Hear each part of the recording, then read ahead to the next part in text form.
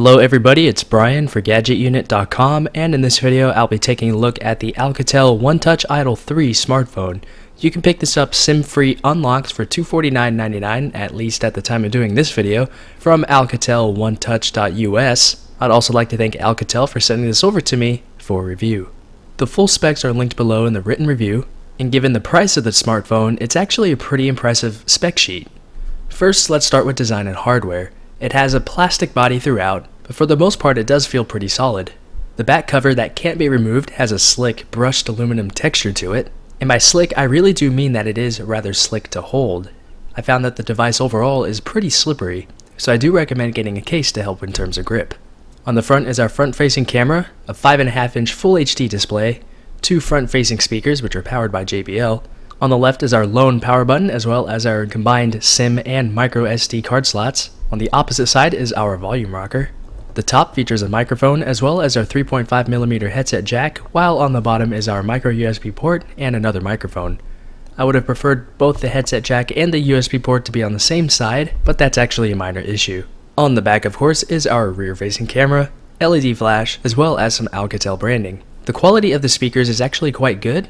In terms of volume, they can get very loud, but the clarity isn't quite there, so the highs aren't quite as clear as they could be, but overall, they did make for a very pleasant listening experience. The smartphone also comes with some earbuds with an integrated microphone and remote button. They're made by JBL and are Alcatel OneTouch branded, and the audio quality here is actually pretty respectable, and something that I could find myself using every day if I didn't already have a pair of earbuds. The cable is flat, which minimizes tingling, and they're also quite stylish and feel like they're built to last. The screen is also pretty impressive. It's very responsive, bright, and has excellent viewing angles, and as an added bonus, the display works relatively well outdoors. The device runs Android 5.0.2, also known as Lollipop, and it's actually mostly stock, except for some minor changes that Alcatel has provided for the icons.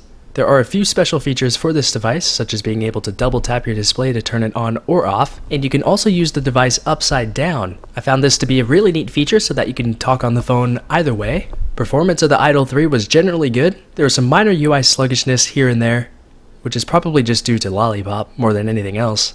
Applications launched quickly and ran rather well afterwards. Games were generally smooth but can get choppy every so often. Multitasking worked well too, though the card-based multitasking interface in Lollipop could have been smoother and faster. But in most cases, the IDOL 3 performed beautifully. Like many of today's top smartphones, the IDOL 3 had generally solid battery performance. I was easily able to get through the entire day with moderate to heavy usage, and if I watch how I use the device, I can most likely use the device for a full 2 days without any issues. And if I really watch my usage or use the battery saver mode, I could probably dip into 3 days of usage before having to plug it in. I tested the IDOL 3 with T-Mobile US, and unfortunately it doesn't seem to support HD voice calls, voice over LTE, or even Wi-Fi calling. Still, traditional calls sounded just fine, and my data speeds were about what I was expecting.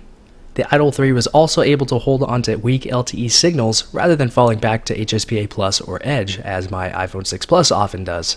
Last but not least, the camera quality. The 13-megapixel rear-facing shooter wasn't the greatest, but it also wasn't the worst. I found that the camera seems to emphasize dark areas and brighter areas a bit too much.